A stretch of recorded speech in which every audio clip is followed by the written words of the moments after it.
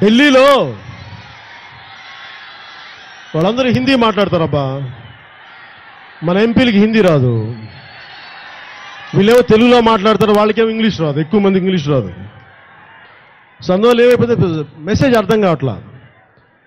పోనీ ఓ పని చేయకుండా మన ఎంపీలు హిందీ క్లాసులు తీసుకొని సాబ్ హమ్కో మోడీజీ హమ్కో స్పెషల్ స్టేటస్ చాహియే ఈ పదం చెప్పండి, అప్పుడు అర్థం అవుతాం. సోనియా జీ మేడం జీ హమ్కో స్పెషల్ స్టేటస్ చాహియే చెప్పండి. 2 ముక్కలు హిందీ నేర్చుకోండి అబ్బా, ఏమవుద్ది. మీరు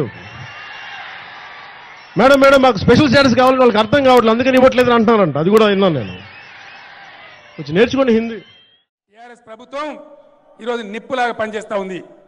ఈ విషయాలు వాస్తవాలు ప్రజలకు పూర్తి స్థాయిలో చెప్పడానికి రాబోయే 2-3 రోజులలో ఒక టీవీ ఛానల్లో కూర్చొని 3-4 గంటలు ప్రజలకు మొత్తం మీ చరిత్ర మీ బండారం అంతా బయట పెడతా అని చెప్పి మనవి చేస్తా ఉన్నా.